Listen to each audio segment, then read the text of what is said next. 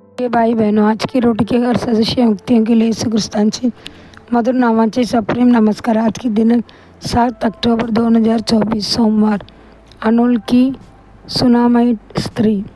आता एके दिवशी असे घडले की एलिसा सुनेम येथे गेला। तिथे एक विश्वासात स्त्री होती आणि तिने त्याला काही अन्न खाण्यास सांगितले। दुसरी राजा अध्याय 4:8 सुनेमाईत महिलेचे नाव माहीत नाही। सुनेम हे एका शहराचे नाव आहे। एलिसा सुनेमला गेला तेव्हा तिथल्या एका स्त्रीने त्याला काही खाण्यास प्रवृत्त केले। ती निपुत्रिक होती आणि तिचा नवरा म्हातारा होता। ती तिच्या पतीबरोबर एकलमतेने राहत होती। तिच्या पतीचे नावही आम्हाला माहीत नाही। संपूर्ण कुटुंब अज्ञात होते, परंतु आपण पाहतो की त्याने आपले जीवन पवित्र आणि ईश्वरी पद्धतीने चालवले आणि ते देवाचे सेवकांचे आदरातिथ्य करत होते। अनोळखी सुनेमी स्त्रीने प्रेषित एलिसाची दिव्य करी स्वागत केले। तिने त्याला खायला अन्न आणि राहण्यासाठी खोली दिली आणि सर्व सुविधा दिल्या। प्रभू येशू म्हणाला, आणि जो कोणी या लहानपैकी ऐकला शिष्याच्या नावाने फक्त एक कप थंड पाणी देईल, मी तुम्हाला खरे सांगतो, तो कधीही त्याचे बक्षीस गमावणार नाही।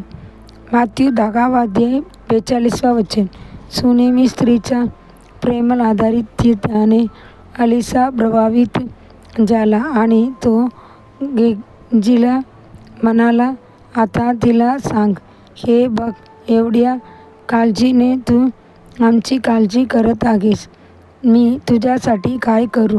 मी तुझ्या वतीने राजाशी किंवा सेनापतीशी बोलू इच्छिते। सैन्याची तिने उत्तर दिले, मी माझ्या लोकांमध्ये राहते। दुसरी राजा अध्याय 4:13 जेव्हा एलिशाला कळले की ती निसंतान आहे, तेव्हा पुढच्या वर्षा या वेळी तुला मुलगा होईल। एलिसाने सांगितल्याप्रमाणे ती स्त्री गरोदर राहिली आणि ठरलेली वेळ आली तेव्हा तिला मुलगा झाला। जेव्हा कोणी परमेश्वराच्या नावाने तुमच्या आदरातिथ्य करतो, तेव्हा तुम्ही फक्त त्या भाग्यचराचा आनंद घेऊन थांबू नये, परंतु तुम्ही त्यांची गरज जाणून घेण्याचा प्रयत्न करा आणि परमेश्वरासमोर प्रार्थना करा। सुनेमी स्त्रीचे नाव माहीत नसले तरी तिला प्रभूच्या हृदयात स्थान मिळाले आणि पवित्र शास्त्र अमित उल्लेख आहे। सुनेमी स्त्रीची मुलगा मरण पावला तेव्हा एलिसा खोलीत गेला। त्याने दार लावून घेतला आणि परमेश्वराची प्रार्थना केली आणि मुलाचे शरीर उबदार झाले आणि तो पुन्हा जिवंत झाला। खोलीचा दरवाजा बंद करण्याचे रहस्य काय आहे? तर बंद झाले की जगाशी संपर्क तुटतो। जेव्हा तुम्ही अशी प्रार्थना करता तेव्हा तुम्ही सांसारिक विचार आणि चिंतापासून मुक्त व्हाल आणि तुम्ही मनापासून देवाला प्रार्थना करू शकता। पुढील चिंतनासाठी श्लोक लक्षात घ्या की तुम्ही तुमची धर्मीय कृतीही लोकांसमोर करू नका, त्यांना पाहण्यासाठी अन्यथा तुमच्या स्वर्गीय पित्याकडून तुम्हाला कोणतेही प्रतिफल मिळणार नाही।